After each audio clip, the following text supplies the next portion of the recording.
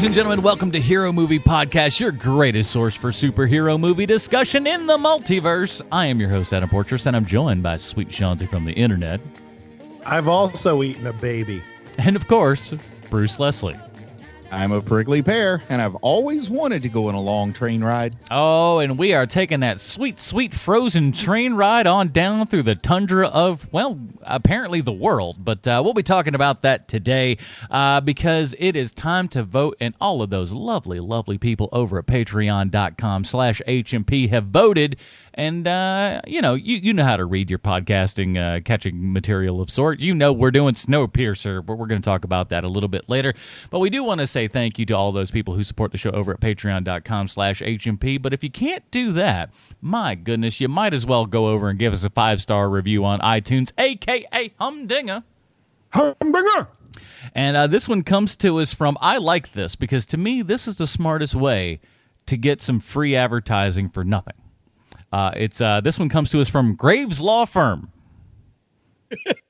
Sweet. They got that demographic they're looking for here. So, if you need a lawyer we're going to assume, one thing, I know that our listeners get sued a lot. Yeah, very litigious crowd. So, this one is entitled Geeks Like Us, 5 stars. Happened across this podcast searching for Superman 2. Listening to this podcast is like hanging out with my friends. Love it. Can't recommend it enough. That's from Graves Law Firm. And I believe, if I'm not mistaken, because the name seems familiar, I think he found us on YouTube, like looking up like the Superman and Wonder Woman and things like that, and found it through here. Nice. Which also wants me, which prompts me, rather, to bring up the fact that one of our so not only do we put this show out on, podcasting from, Google to iTunes, all over the place, we also upload, or at least try to upload, every episode over to YouTube as well. And it does it kind of all automatically. So we do that with every show. And Super Lopez came up. And Super Lopez right now on YouTube has, I think, probably close to 100,000 views. And but no one likes it. Everyone's very upset at it because apparently it was like an hour and something, and people thought that we actually put the episode up there. So a lot of them are just, I see. Yeah. So a lot of people were just looking for Super Lopez. They found us, realized this movie's never going to start, and then they curse at us in Spanish. Oh, man, I love it. But it's still, 70,000 views. I called those views no matter what. No matter how you slice it, I'll call those views. So if you're... We'll expect your call any day now, YouTube. Yeah, so get us some of that sponsorship money. But no, if you'd like to check that out, check out Hero Movie Podcast over on YouTube as well. So if you're at a place where you can't get to, some pod-catching device of sorts, perhaps you can play it on YouTube at work. Share the love, man. Speaking of love, let's get over to the lovely, lovely people at Patreon because, man, every single month, no matter what your donation level is, you get to vote on a movie that we watch. The movies that we had to choose from this month were The Amazing Spider-Man, Zoom, Speed Racer, Sam J. Jones, The Spirit, which, mind you, I will say came in dead last at a cool 0 votes. So apparently that one's staying on the list for a while.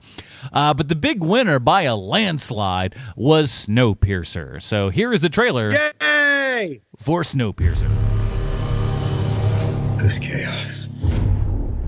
1,000 people in an iron box. 18 years I've hated the train. 18 years I've waited for this moment. This is your world. The train saved humanity. The engine lasts forever. The population must always be kept in balance. I said sit down.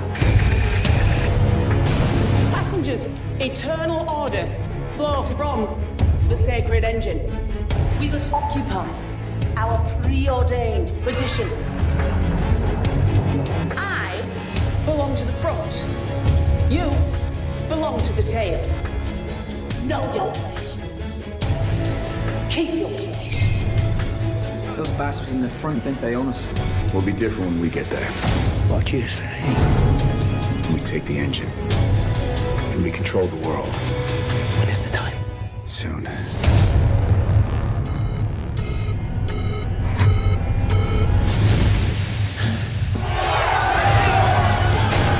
This is disorder.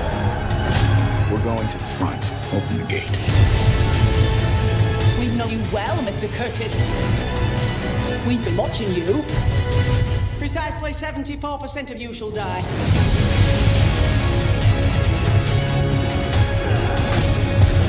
Everybody back! I'm not a leader. You're already a leader.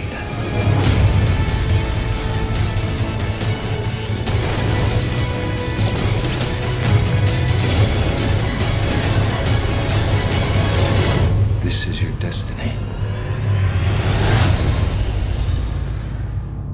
Alrighty, that was the trailer for Snowpiercer, our Patreon supported movie this month. Let's go ahead and do it. This is based on a comic book, as is every movie that we do here, so let's do it. It's time for Bruce's Comic Book Connection. Bruce, I don't know that a lot of people knew Snowpiercer was a comic book. Enlighten us. Snowpiercer is based on a French comic called Le Transperce-Neige, written by Jacques Loeb with art by Jean-Marc Rochette. It was originally published back in 1982 and didn't get a proper English translation until Titan Comics published one in 2014. The comic story is a very different one from what we get in the movie, with a plot centered on the need to cut the last car loose because the engine is losing power while a deadly virus spreads throughout the passengers in all levels. Now, in the comics, there's also a reveal that a second train called the Icebreaker is out there on the same track, and the people on that train fear a collision with Snowpiercer as it slows down. There's a revolt kind of like the one we see in this movie, but it actually happens on board the Icebreaker rather than the Snowpiercer. And they also eventually find a surviving, non-train-based colony living in an old train station. This compound is found to be a hybrid research laboratory and amusement park named Futureland. Its deranged founders, the Switchmen, have prolonged their life by using the stem cells of babies, and they use a radio signal to lure in trains. They also all wear mouse masks for some reason. There's also a 2-part prequel, which happens to be written by Matz, the same French writer who wrote Bullet to the Head, Part 1 being called Extinction, and Part 2 called Apocalypse, that detail the events leading up to and causing the Ice Age featured in the comic. According to UK media outlet The Independent, quote, Snowpiercer is undoubtedly one of the greatest science fiction comics ever written, end quote.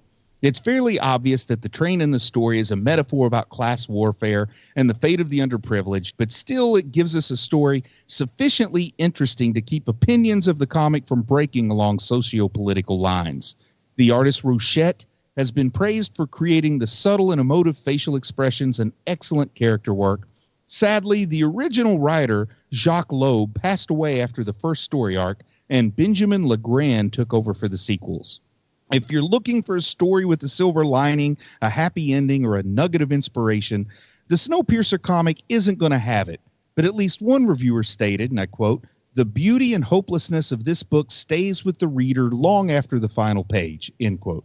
Robert Bricken of Gizmodo says, Snowpiercer is hardly the first story to examine a classist dystopia, but what makes it unique is its refusal to adhere to any of its predecessors' conventions. The protagonist is an escapee from the back, but he's not trying to lead a revolution or improve his people's lot. It won't surprise anyone to know that the upper classes hate and fear the people of the rear of the train and have some diabolical plans for them. But the fact remains that in a certain sense, the lower class is literally threatening not just the society of Snowpiercer, but the lives of everyone on board. All in all, a different take on old tropes and absence of anything close to a traditional hero combines, in Rob Bricken's words again, to make it not just an excellent comic and an engrossing read, but one that feels like it was written yesterday instead of 32 years ago. Very nice. Wait a minute. 32 years ago? I don't want to be the guy who tells you about math here, Bruce, but... Well, it was a quote from an article that was written a few years ago. All right, that's fair. That's fair. Okay. So it was 32 years ago in the quote. That's fair, because I was born in 1982, and I'm almost 38, so I was like that math's a little bit off, but now that it's a quote... quote, but, what am I going to do? Put words in the guy's mouth? Yes, you Don't do. put words in that guy's mouth, and Bruce is too good a journalist to do that. That's true. That's why you won that Marconi.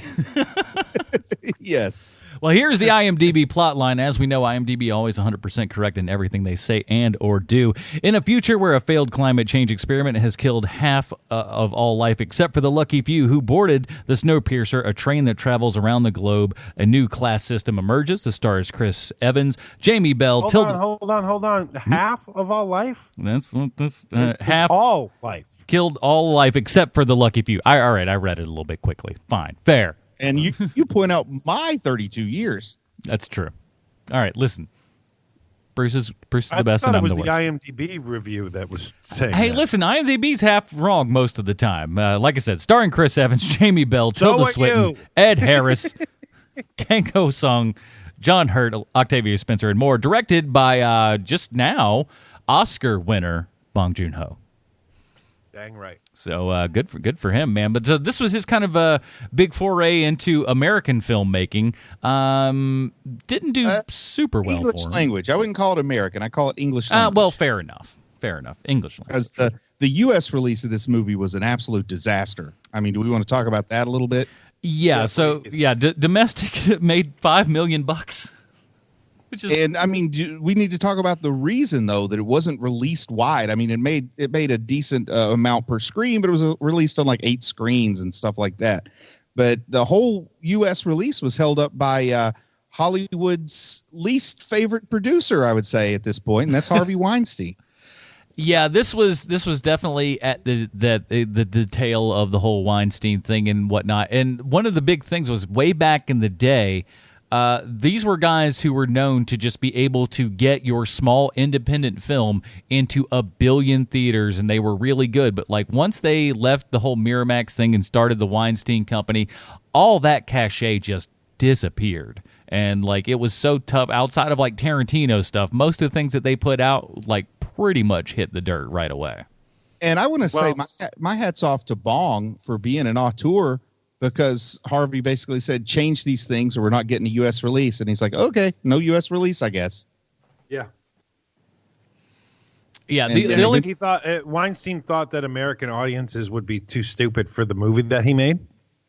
And he might not be wrong, but still, what he wanted to change, I don't think would have made anything better for the dum-dums. How dare you besmirch a nation that voted for Donald Trump? How dare you? No comment. Smart move. But Sean, I think you were probably the biggest fan of all of us of this movie. I think when we were coming up with the selection choices and everything, I don't remember if this one was yours, but I knew that you would be the most psyched if this was the one that got picked. I love this movie with a blinding passion. It's one of my favorite movies. So when this one got picked, I was pretty happy. This movie does away with all the things that drive me nuts about movies. Like, hey, we read the book Save the Cat, so we have to have a moment where blah blah blah blah blah, and you can just go beat by beat. You can tell the screenwriters who read Save the Cat, basically, is what I'm saying. This movie is none of those things. It is nonsensical why it's on a train. Like, why are you choosing a train for this? Yeah, they explain it, but it's still a train anyway. So you know how we save humanity? We put them on a constantly moving train that will never stop. It's like, what now? It's great. It makes no sense. I love it. And then, just the fact that this is a very smart movie. This is one of those movies where, it's about the class warfare, but there's stuff underneath that too. And I love subtext, and I love layer on layer movies, and this is one of them. And it's disguised as like a class warfare thing, but there's a lot of other things happening in this movie that I just really, really love this thing. And so good on you, HMPers, or should I say ding-a-lingers. This is such a good movie. It's not a fun movie, but it's great. I'm kind of shocked it took us so long to get around to this, and it took a Patreon vote at that, because this is like critically praised.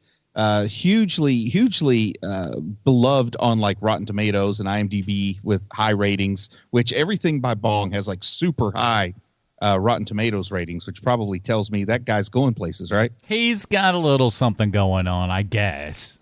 Yeah, Weinstein said, if you don't do what I tell you, you'll never win an Oscar. Oops.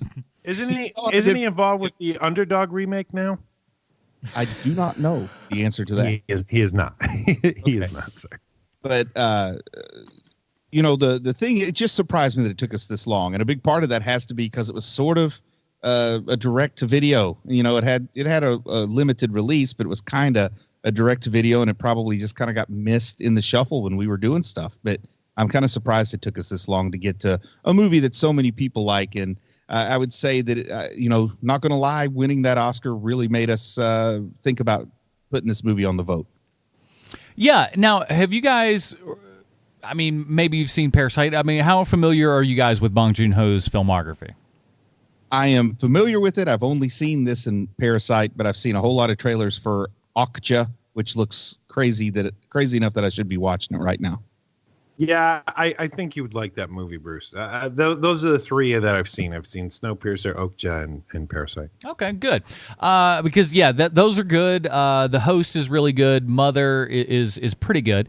I can't remember if I saw. I've seen Toki The Host. or not. I didn't know. I did not know that was one of his movies. I love The Host. You've seen the Korean language, The Host. Yes. Not the Stephanie Meyer weird, terrible movie. Oh, my Lord. I didn't even know that was a movie. Oh, okay, I think I was hoping we weren't like making you think, wow, he really did direct a stinker here. Okay. But no, the Host is great. And what's interesting about even if you just take like this movie, The Host, and like Parasite, class warfare is definitely something that Bong Joon-ho comes back to time and time again. And what I find interesting about his directing and everything and tackling that subject is that it's not what I would consider the normal Hollywood go-to, as far as like the way Hollywood normally would go, is that all of the people who are, you know, at the bottom of society and everything, they're the you know, noble good and everything, just trying to get up the ladder, and the people that are at the top are just purely evil, you know, whatever. And that's not necessarily always the case with his stuff. I mean, like, sometimes the people that are around the bottom rung of all this do as horrible things as the people on top. And sometimes the people up top can be a little bit more, have a little bit broader of a of life than you would imagine someone would be in an American movie where we just paint them as like, oh, that's the, you know, the rich evil person. What I think, or what my takeaway is from this movie and Parasite, the only two that I've seen, so maybe I shouldn't say that this is how Bong sees the world, but between those two movies, I think what he's saying is it doesn't matter where you are, you just kind of got to be evil to keep being alive. Like life is violence, you know, like living is not an easy thing to do, no matter which level you're on. There's like horribleness that gets done so you can sustain yourself. You know, the people in the back of the train eat babies. The people in the front of the train shove babies down in the engine to make it run. You're doing the same thing just for different reasons, but it's still evil. Like, I kind of get the idea that he thinks maybe people aren't a good thing to have on the earth. There's a chance for that, I think. And also, having seen these two movies, like I feel like with Parasite and with this, like he's really saying something there, but I don't know what it is. I know it's touching other people maybe more than it does me. I also know there's definitely a dimension to his movies that is lost on me, but it's clearly there because people praise the heck out of everything he does. And there's probably a lot of different, like, you know, at least culturally, things that are different that we would not even, you know, recognize as a point of like, oh, this is what it means, you know, over there as opposed to here. Like here, it just doesn't even translate to us as something that, you know, goes, oh, I understand that. And I love the story of how this movie came to be made too. Are you guys very familiar with why Bong wanted to make this movie? How the story played out? I don't know that at all. Mm-mm. Well, according to the Wikipedia entries, I mean, I didn't do any deep diving here, but Bong just ran across this comic in 2004 in Seoul in a comic shop or a bookstore, and he just like read the whole thing right there in the store and decided he wanted to make a movie out of it. And you got to remind you, there was no English translation at the time. So, you know, and the studio system over here had no idea this thing existed. Maybe there was a Korean translation. Maybe he read it in French. I don't know. But it was like something that was on nobody's radar, despite in Europe being considered one of the greatest comics ever written. And he showed it to a friend of his and spitballed the idea of making a movie out of it. And it just happens that that friend he showed it to was the guy who directed Old Boy. His name is Park. And it's one of those things that makes me think, okay, Korea must have like 12 people, even though I know it's a huge country. But it's funny, like the one guy he shows it to is it's like the guy on his way up showing it to the guy who's there. Well, there. I would put them both at like, as far as like, well, in my mind, I guess those two are like kind of top Korean directors. Oh yeah, but those are your boys right there. It's just like 2004. They were, in 2004, it's probably peak Park, and it's like early Bong. True. So different points there, 16 years ago. But it was actually Park who went out and secured the movie rights for Bong so that he could make it. Oh, that's great. Huh. And it became the largest film budget of all time for a Korean financed movie, which, is pretty cool. High hopes from the get-go. So I found it all. And basically what has been attributed to Bong, this is a paraphrase because I'm sure he said it in Korean, but he said he had to come up with a completely new story and new characters because he knew he couldn't fit that wonderful story into 2 hours, and he didn't want to try to pick and choose and narrow it down. So he took the story and just retold it in a way that fits the cinema screen, which is way better than giving it the Goyer treatment, where you keep the names the same. Let me be the first person ever to go on record as saying I think Bong is better than Goyer when it comes to storytelling. Controversial statements here on HMP. I'm the only person You're deranged get a lot enough. of hate mail for that one. I'm the only person deranged enough to even make that comparison. That's why it's And then also the set that they made it on. Now, they filmed this in the Czech Republic. And because Bong really, really wanted a particular realism to this, they built a gigantic gimbal that weighed close to 100 tons. And they have like an actual train built on a gimbal so that they could rock the train side to side while they're filming without going anywhere. So it was an actual train that they put on a gimbal? It was like 4 cars. I think it was 4 cars, but it was a train. It was a rebuilt train, a little bit larger because they couldn't fit. It's I see. So it's a set. I see. Yeah, it's a set, but it's built to be a train a little bit wider than a standard train, so they can get the setting in.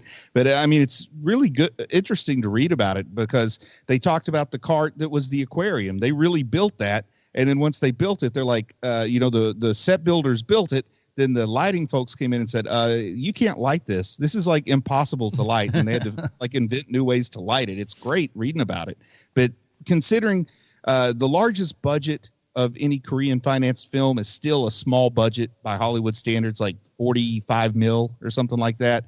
So just looking at the massive, like it sounds like Cameron filming Titanic with all the stuff they built and did just for this movie. But he did it on such a fraction of the budget that Cameron needed. He's the Korean Cameron. That's what I'm going to call him from now on. Listen, I'll go. He certainly shoots story like Cameron does. I mean, there's no getting around that. Well, he went big on this one. I think it's just incredibly interesting just to read about it. Well, we got Chris Evans here as our star and everything. Now, I think we all enjoy Chris Evans as Captain America and a lot of other roles and stuff that he was in.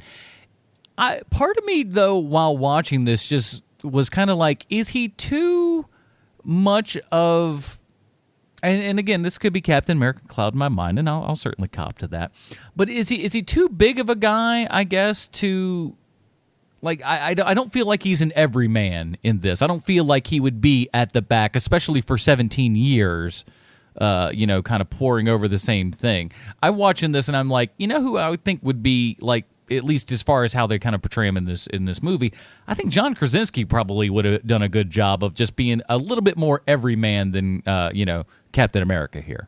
But that's one of the subtexts of this movie is that Curtis is not an everyman from the get of go when they find him. You learn later in the movie that even in the back, there is a hierarchy to the back as well. Like, you hate the class system, yet you benefit from the class system because you were chosen from the first moment that you got into the train because you are going to eventually end up being the replacement. Yeah, and it's not just the back, out of the whole train, out of everybody on the train, he's the one that has the necessary traits, they decide. Right. And that happened, that's throughout. So you don't want to have an everyman in this role. It's why Chris Evans works so well for this character, because that's the first thing that I thought of as well when I first saw the movie, is that, he's too good looking. He's too big to be someone who's like one of the poor people. But that's the whole point, is that, he is too big. He is too handsome. And the costume designers did talk about how it was a huge challenge to try to hide his muscles. I mean, they did the best they could to make him not look so muscular. Like, essentially, they put him in really, really thin coats that look like big, heavy coats. But the truth is they're like almost paper thin, and it's his muscles that make the coats look big. And they're hoping people think it's just a padded coat. And you know what I mean? But they actually talked about going to great lengths to try to make him look smaller than he is, or to at least hide his physique, because of what you're saying. That's kind of what you do in real life, right, Bruce? Oh, absolutely. I mean, people would never know what a cut piece of beef I am with my shirt. Right. I'm wearing a parka. And then, also with Chris Evans in this, I think Chris Evans is in it because he's who Bong wanted for this role. Because the idea I got is this is his first English language movie. And when he put out the call for people who thought they would not ever get a chance to necessarily be in a Bong film, I mean, he was already, I guess, had a reputation as this fantastic director, but he worked with Korean cast. But from what I heard, when he called, people came running. Like, he had no trouble getting people cast in this for whatever amount they had to pay. They would take it. I mean, look at the cast here, the winners that he has on what is not a huge budget. I mean, it's like people just were arguing over the chance to be in a Bong film. Yeah. This cast is amazing. And I don't know how apocryphal it is, but in interviews, Tilda Swinton had said she had decided never to make another movie until she found out she could be in this one. And then that got her back into making movies again. And she hasn't stopped making wild and crazy decisions ever since, and it's been fantastic. Because I don't like it. You're not wrong. It feels like this is the movie where it took a super turn for her career, and she just goes, "I'm gonna be insane," and in a great way. Like, it's all really worked out quite well, but like, she just takes roles now that they're not your kind of standard, Hollywood roles. They're just like, how can we make her look weird or just be just a strange person? And the actor that played Nam Goong, the security specialist, the Korean security specialist, I mean, he's worked with Bong quite a bit. He was in Parasite. He was in The Host. So, like I said, I think these are people that Bong wanted to be there. And the lady that played his daughter was in The Host also. So I think he got the cast he wanted. So if Chris Evans is in that role, it's because the director, I think, pictured Chris Evans as being perfect for that role. And really, when you look at it, it's just like they should have used a lot of this to be able to kind of sell it. It's like, hey, we've got this movie with Chris Evans, who is at this point still gigantic because he's Captain America. Well, Bruce said at the beginning, at the top of the show, that basically it has nothing to do with the movie itself. Why this movie tanked? It tanked because because Ho wouldn't listen to the Weinstein. Right. But that's the thing. I mean, I guess ultimately what I'm saying is that they didn't look at that and go, look at all the advantages we have here. They were only like, we think we know what the disadvantage is, and they screwed the pooch that way. And even without a U.S. release, it made double its money. So, win-win. And we got a better movie for it. I think. Oh, my God. I love this movie so much. You mean you wouldn't want like the Blade Runner monologue running all through it? No, that's what he wanted. He wanted a monologue at the beginning and the end explaining what happened at the beginning, what happened at the end, just so you got the point. I'll say this. I understand them not wanting to have the monologue in Blade Runner, but I think for your first viewing of Blade Runner, it's not a bad thing to have. When you are a 13-year-old boy, which is usually the first time you end up watching that movie, you totally, absolutely need that voiceover. It's when you're an adult. Otherwise, you know what, the voiceover is too much. You're going to be scratching your head going, what are they even talking about? What is this? I don't get it. But as an adult, you watch and go like, oh, yeah, you don't need that. But like, when you watch it as young, it's like, oh, that needs to be there, because it's very confusing if it's not. And they've got Jamie Bell in this movie. And here's what I think about Jamie Bell. He does great performances in movies I like, and I don't like him for some reason that I can't figure out. I know the reason why. Why is that? because you can see through the performance that he's that he's a massive tool. That's probably it. I've heard nothing but horror stories about that dude on set. Yeah, I am not a fan of Jamie Bell. Listen, Billy Elliot had to dance a whole lot as a kid, and he don't need to be taking no guff from nobody. You know who look else? At like Val Kilmer. He is from the Val Kilmer school, man. If you are that talented an actor and you still don't work that often, there's a reason why that is. And Adam, you know who else was Billy Elliot? And that's Tom Holland, and I love Tom Holland. So, kids, be a Tom Holland. Don't be a Jamie Bell. That's the guy who's the Thing. Can you believe that? Yeah. Octavia Spencer in this. I mean, killer cast for a movie that didn't get I will say this. One of the most hilarious parts of this entire movie, and it shouldn't have caught me like it does, but it's hilarious. First of all, at one point, there's a whole a crowd of people chanting. Now, when you have scenes where there's a crowd of people chanting, it's good to have nice wide shots and you hear all the chants and like there's a lot of disparate things going on between a lot of different people. But sometimes when you get a nice close-up of somebody in that and you hear specifically what they're chanting within this route, you go, oh, that's a crazy person or whatever. But my favorite part is Octavia Spencer. She looks like Forrest Whitaker in drag, screaming, "Chicken, chicken."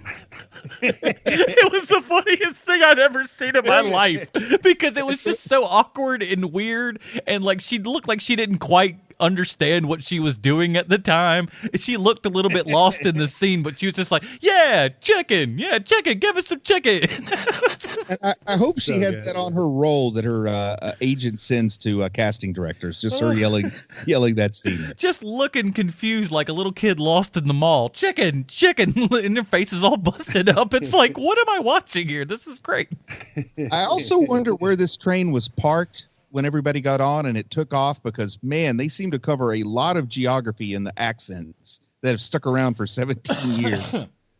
Yeah, did they have stops along the way of like, oh, okay, now we're picking up France? Because I figure they get full like before they take off from the first station if the world's ending. You know, I don't care if you're in Hoboken or if you're in like the smallest town you've ever seen. You're going to be full if the world's ending and all you got's one train. Do they start you at the back and you just go up to the front, or do they start you at the front and then you have to go all the way down to the back? Or is there separate ones for each car? Yeah, the nice thing about trains is they're not airplanes, so you have like multiple spots where you can get on the train. Maybe, but then again, we only see that one door that goes to the outside when we get to the front of the... You know what? I retract my statement. You're absolutely right. They have to go up in the front and move their way all the way back, which means the dirty, smelly people had to get on first. You get to see all the stuff that you can't get. And like, no wonder they're pissed off there at the tail section of the thing. They had to walk through all the good stuff to get there. Man, they got Caliban from X-Men Apocalypse giving out boiled eggs, and we're back here eating cockroaches. There was like an entire wheelbarrow full of eggs. It was great. I don't know why. And people were so excited. I want to, there's a lot of downsides to an apocalypse, but if people get that excited for boiled eggs, I wouldn't mind. That's a pretty rough existence when you're just like a boiled egg. Woo! There's a description of that scene. There's a description that like a descriptor that happens that I find so off-putting, which is they wheelbarrow the eggs in, right? And the teacher goes, "Oh, the hard-boiled eggs with your once-a-year hard-boiled eggs, children." And they're still warm. Oh. The still warm part is the part where I was like, how unappetizing can you make that thing? I like warm boiled eggs. Hey, Mama, how about you heat up those deviled eggs there? I need them nice and piping hot before I eat one. That's disgusting. And these are like elementary school kids. I want to see an elementary school where like kids start slugging each other over the last boiled egg in the cafeteria. I want a boiled egg. No, I was like, and then somebody, you ever freeze an egg? We did that when I worked at a grocery store when I was a kid. We froze like a dozen eggs and then just chucked them up against a cement wall as hard as we could. Boy, the things you do when you're 16. Was that when you got fired? No, I don't think I got fired from that job. It should have been. What do you think about the protein blocks? I actually think they look kind of not that bad compared to stuff in the, like, they sell at GNC. I'm not going to lie to you. I watched this episode and I go, what if they did like an Alamo Draft House where they have like themed meals and stuff like that, and like in the first course was a protein block of some sort? I'm like, what would that taste like? What would it be? But looking at it, I'm just going, I bet it's a big giant block of licorice, like big black licorice bar. It just looks like gelatin. Yeah, like a big gelatin block, but tastes like licorice. Because that's the face I would have when I'd be like, well, I guess it's food. Oh God. Ugh. Now, Sean, you know when you're sitting home alone and you're eating Vienna sausages straight from the can with your fingers? Continue. Yes, well, go on, Bruce. It has like the little gelatin in there that works as a shock absorber between the wieners, and I imagine that the protein blocks kind of taste like those little gelatin chunks. You got to like drain that water out before you eat those. Don't be eating it with the water in there, Bruce. That's disgusting. I know why you're bringing up my name in this, Bruce. It's because you know that I've never done that before. I picture Sean breaks out the chopsticks and eat his Vienna sausages like they're sushi or something. I don't eat Vienna sausages. Wrap them in seaweed. Well, I know what I'm bringing next time we hang out, Sean. Please do. You want me to put a little bit of wasabi on your Vienna sausage there? I've got the off-brand that's just also, Bruce, it's very telling that you're like, you know what? The apocalypse doesn't seem so bad if Powder is wheeling out eggs to everybody. What? I like it. What? We're wheeling out eggs and we've got potted meat. What do you want? You know, you're like, hey, this is okay. This is okay. All right, man. Awesome. Kids love hard-boiled eggs. Powder's here. We're killing it. Oh, man. Did you guys recognize him, though, as Caliban? No, I didn't. Very recognizable dude. I'm shocked you didn't. I mean, there can't be more than like 3 of that guy in the world. For sure. For sure. The only guy that I've seen on screen that looks like him is the guy that plays Victor Zsasz in the Gotham show. So there's like 2 of them that I know of, and probably a third out there that somebody else Bruce knows. is like, Powder. Yeah, Powder. Yeah, Powder. All bald white people look the same. Now, in a movie that's really pretty good, there's one thing that just is kind of like there for because it's practical to have it there, and it doesn't fit with anything else going on. But the fact that the guy's daughter is clairvoyant just kind of bugged me a little bit. Like nobody else anywhere has any special gifts, but for some reason she can see the future just a little bit. Or can she? Well, she always knew it was on the other side of the door before it got open. She kept knowing. I mean, maybe she's just super lucky. Nah, yeah, she's like Domino. It's still a superpower if you're lucky every time. Yeah, okay. Oh, well, fine. If you want to count it like that, then yes. Okay, fair. But like nobody else had anything that would seem like an unnatural gift, but then she's clairvoyant, and nobody mentions it other than one time.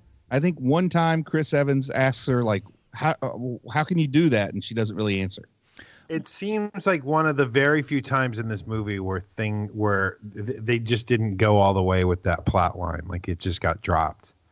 And also, I would say, other than maybe one time where her clairvoyance impacts the story just a tiny bit, I think you make her not clairvoyant, you have almost the same movie and it's just as good. That's why I figure there's something that matters there to somebody, but I don't know what it is. Oh, it's a fair point. But you say there's nobody with superhero powers, and I say I would say that Tilda Swinton has some sort of power over fashion. Okay, I love her fashion. Her name is Minister Mason. That's her character name, and she self-described her approach to this character as a mixture of Margaret Thatcher and Colonel Gaddafi. Oh, so good! Wow, what a combo! And then when she was, I think it was her, maybe it was Bong. I don't know for sure which one of it was. But when they were giving the costume designer reference photos, they had a picture of like some female ornithologist from the 1970s that they got from the Smithsonian library or something like that they gave her. I mean, like a really weird and super specific look she was going for there. Yeah, it says bird lady to me. That sounds right. Yeah, and the thing is, they did all this really specific work to basically recreate Ayn Rand. Like if you look at pictures of Ayn Rand, that's who she is. So I almost think they knew, yeah, we're going to make her Ayn Rand, but then we're going to come up with all this story so that the Ayn Rand fans don't think we're digging on Ayn Rand or something weird. And like then there's the whole train aspect and stuff, so it's not completely unfounded. Yeah, I didn't even think about that part. It's kind of like that time Homer Simpson was trying to come up with a fake name, and he looked at his home and said home Sim, and looked at his son's son. Oh, rats! But I feel like they said, yeah, we're going to make her Ayn Rand. Now let's come up with some just absolute ridiculous explanation on how he came up with this character. It's good enough. Trying to think of a couple other things. And you know what? Let's stay with Tilda Swinton for a minute because her performance is fabulous in this movie. Like when it really impressed me, it just felt so real world. Like I have heard this lady talk to people before. It's like when the guy's arm is being frozen off and she has 7 minutes and she starts to talk and then the translators are translating. She tells them, we don't have time for all that. We've only got 7 minutes. Then she gives her speech and then she's finished and there's still like a minute left. So she doesn't know what to do. Like she should have just like not rushed it. Now, quick question, because maybe it's just a subtext or something that I didn't quite understand. Why do we end up taking this gentleman and throwing his arm outside of the train, freezing it, and other than, it's cool. He threw a shoe at somebody, so it was his punishment. Okay, so that was just for the shoe thing. I thought that was like also to like, oh, by the way, this. I thought for a second I'm like, this is how we power the train by get people's frozen arms out there, and I'm like, what the hell's going on? Man, no, that would be a crazy I'm like, story. I don't know how this helps the this train go at all. Because there's only like 2 one-armed people that we see, so that means like one arm must last for years. No, man, and there's a ton of people missing arms and legs and. I just noticed Gilliam, was that his name? Gilliam had a missing arm, and we find out later that he gave that arm up to save a baby, and then we see this guy lose his arm. I didn't notice other people missing arms. I think Gilliam's even missing a foot or two, isn't he? Yeah, he's missing an arm and a leg, and I think that's the stories. He was giving up his limbs for people to eat so they wouldn't eat each other. Please stop eating, baby, please. Don't be eating no more babies. Just eat my arm instead. Doesn't it feel like Ed Harris just when you hire Ed Harris, you just go, so here's your character. We know you're going to be playing Ed Harris. It's fine. Yep. We want Ed Harris here. But we're just looking for Ed Harris plus you are on a train. Like that's literally all he does is just Ed Harris, and everybody is okay with it because Ed Harris is great. Yeah. Yeah, what you don't know is he brought his own grill and meat. They didn't even tell him to do that. Not part of the scene. The man was just hungry. Yeah. One good thing about Ed Harris is you're never caught off guard by his performance. It's true. It's true. Look, I'm going to play Pollock the same way that I play the guy from NASA and also the guy who owns the train. Same guy. And the wannabe cowboy from Westworld, same guy. I don't care if I'm doing that Westworld stuff or if I'm trying to stop, or threaten the San Francisco with a nuclear annihilation due to chemical weapons. Now, I think for me, I don't know if it's for everybody, but for me, the scene that's been most memorable, now this is the 3rd time I've seen this movie, and it keeps being the scene that sticks out to me as the most memorable, is the one where Chris Evans' characters, they're talking to Nam, oh geez, I have to look at it. Nam Goong is the name of the Korean gentleman. And he's telling the story that he says, the thing I hate most about myself is that I know what people taste like and I know babies taste the best. But I think that whole scene is like, if this had gotten a wide release, maybe what they were hoping would be the for your consideration tagline to be under this one. Because I think that one is a very memorable and well done scene. Oh my gosh. I just thought of the second course for this Alamo Drafthouse Snowpiercer feast. Don't say babies. No, just baby food. Okay, good. Baby food is better. I thought you were going to say, well, because obviously we're not gonna cook you up a baby, but we take a bunch of Spam and you can mold. Sean, you know how sometimes you mold Spam to look like other food, so you think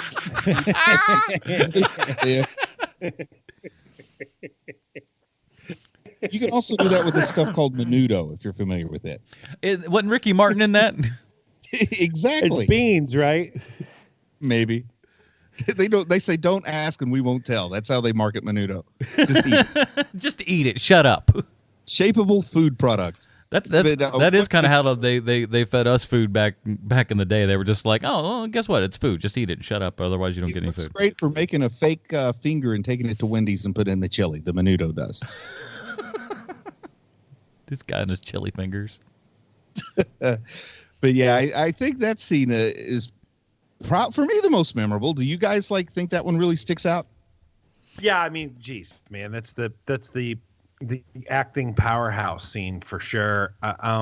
There's so much to recommend this movie, but yeah, I would say that's the scene that I like best. Yeah, and it's also like the memorable line. If you're throwing out one line from this, it's like the you're going to regret it, not now, but someday, and for the rest of your life. Like that's the equivalent in this movie.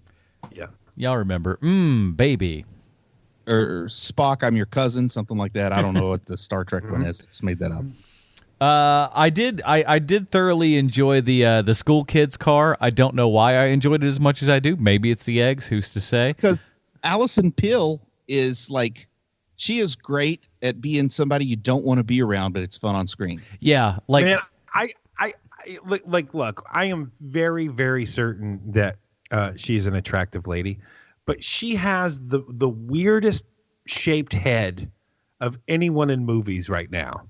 Where it looks like a big block. It looks like Charles Schultz drew her head. I get that. And she kind of has crazy or not crazy, but obsessed girlfriend meme eyes. She kind of has those eyes that look like they haven't blinked in a few weeks. Well, again, yeah, exactly. And they're. You don't like saying this, but it's like their eyes are a little bit close together, and I think that's kind of what does it.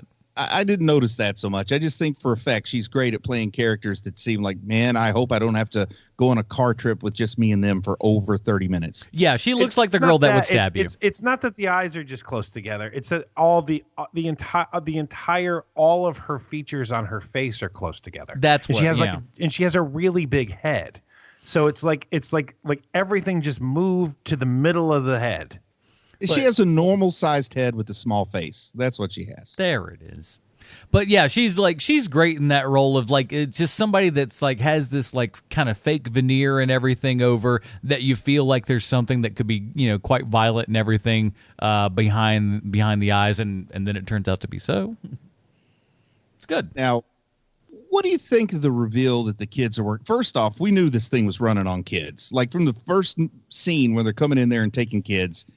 We know that, I don't know if they're grinding them up and turning them into petroleum or if they're burning them like coal, but I knew this whole train is running on kids. I knew one of two things. They were either sizing these kids up for coffin or little tiny suits, and I didn't think it was going to be suits because these were poor kids.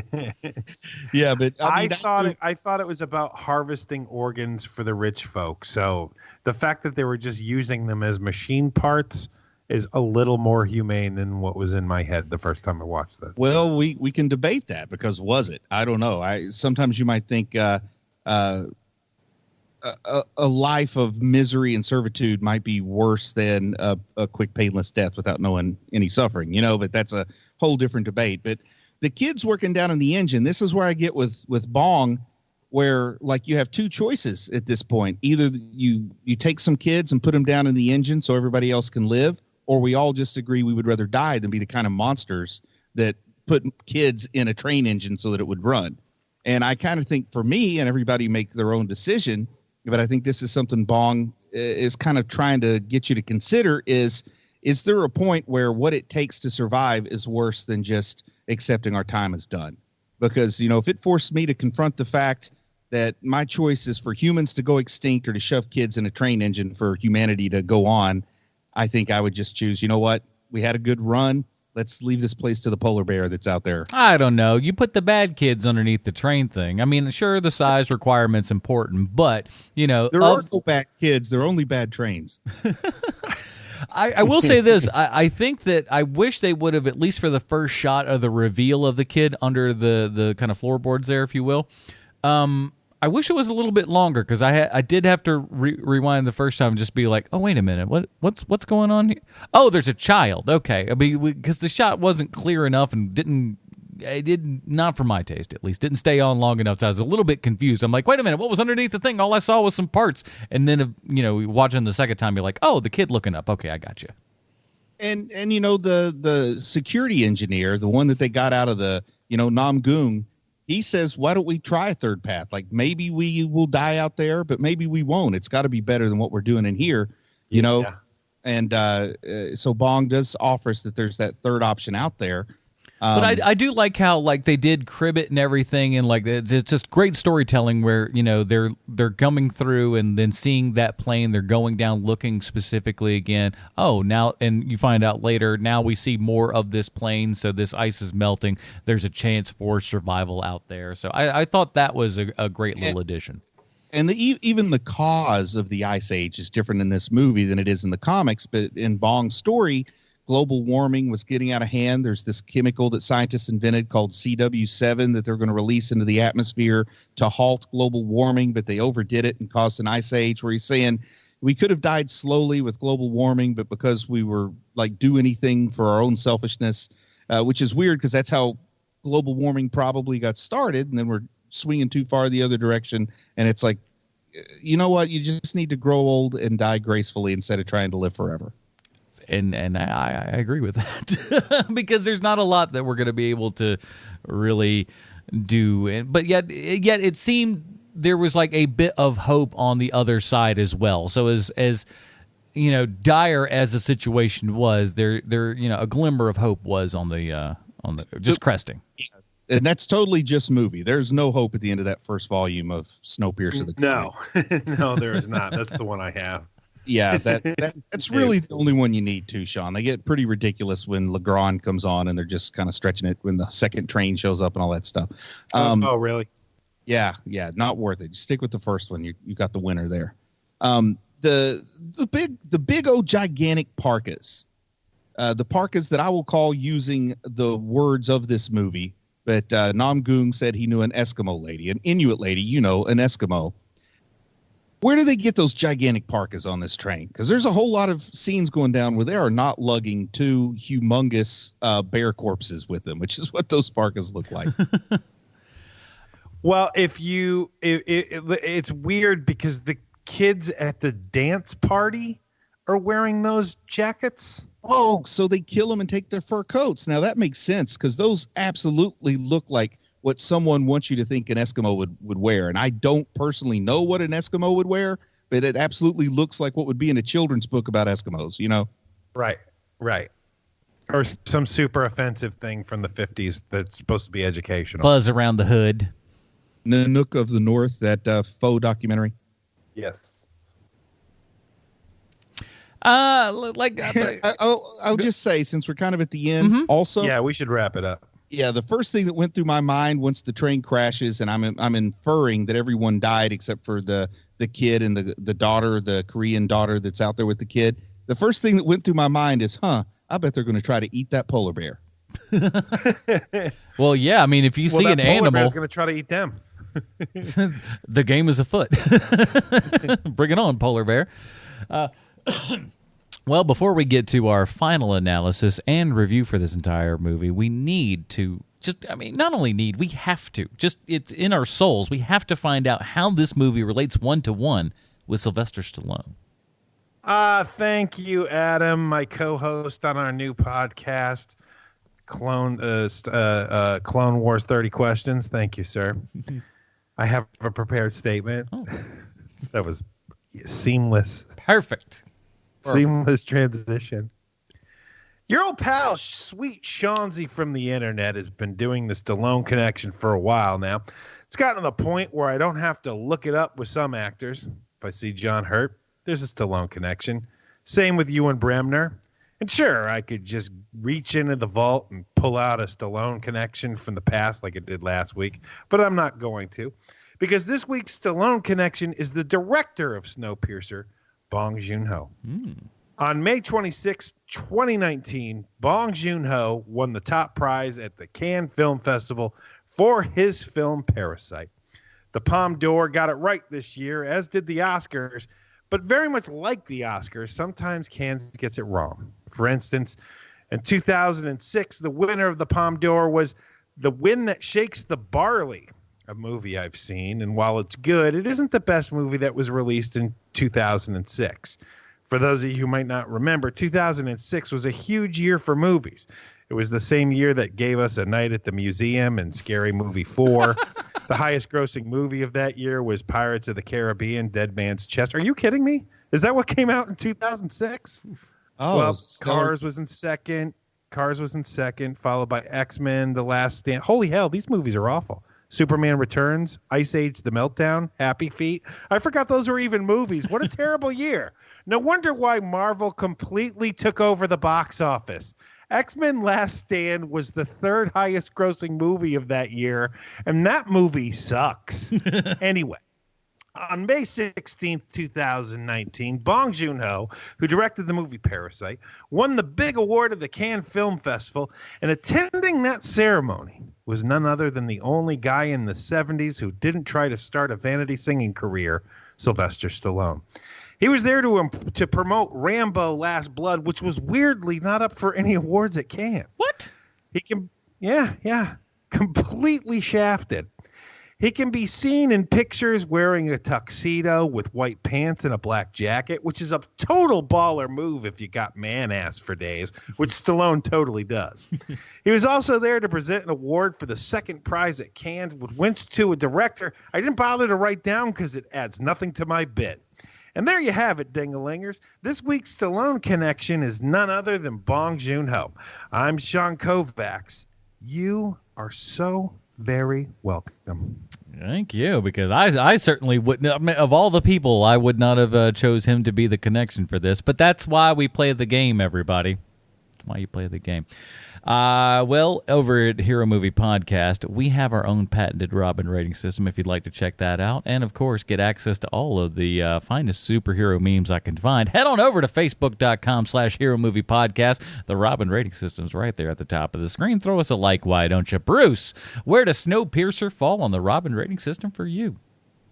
It's a good movie. I mean, there's no debating that. It's like one of those, did you like it or did you not like it? Not is it good or is it not good? There's also part of me that knows that there are people that like this movie better than I do, and I respect that, and I have no reason to argue with them. And it's not that I dislike it, but I'm not going all the way to the top. I'm going with a Tim Drake, but like the lower end of the Tim Drake even. So it's still a good rating, but it's not all the way to the top like some people would say this deserves, and I respect them for that thought. I know that people aren't going to agree with me for not giving it higher than a good rating, but it just, like I said, I think there's something there that I'm missing that other people get. And there's also part of me that worries that maybe there's folks that try to use this movie as an argument against trying to stop global warming or something. Like there are those weird people who use something totally fictional as a valid argument.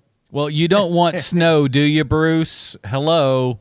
Turn your cars on and leave them on while you go to sleep, everybody. Sean, you saw it happen in that Korean movie when they tried to stop global warming. You don't want that to happen in America, do you? That's right. You keep global warming going like the good Lord intended.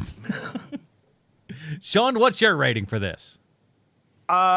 This is a soothing balm that fixes all my wounds.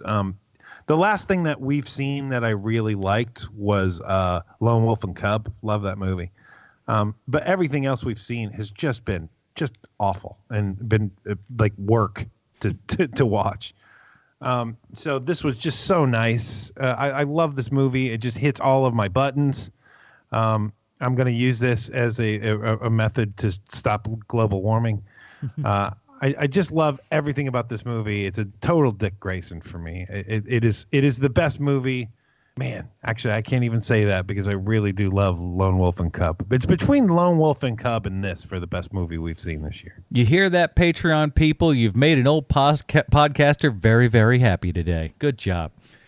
For me, I'm a lot with Bruce, but I think I'm going to go just a very solid down-the-road Tim Drake. Very, very good. I thoroughly enjoyed it. I'll be coming back to it again in probably a couple years. This feels like a busted-out, once every 3-4 years kind of flick. So that may be the route that I go. And again, if you saw Parasite and you go, oh, this new director, as far as you're concerned, this new director, I've never seen anything that he's done before.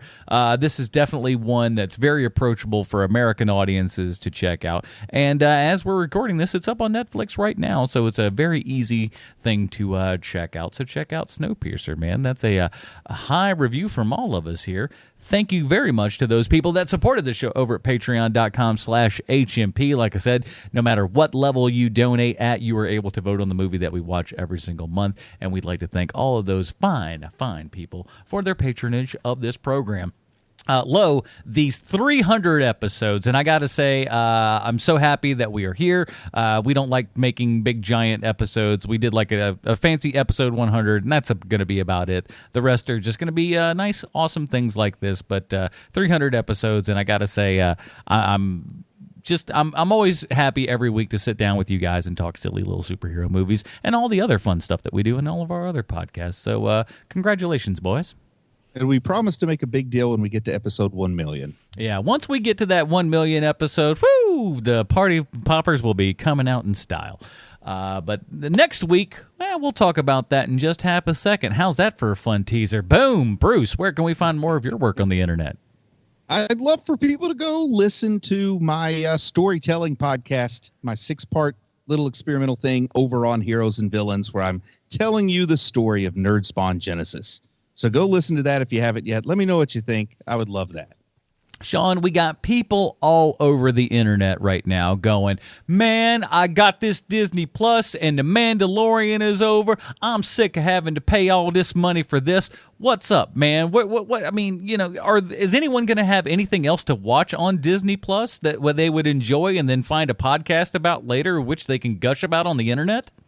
Well, there's this thing called Clone Wars. And yes, I know it's a cartoon, and I'm the guy who's usually not the cartoon guy. The topsy-turvy, this world.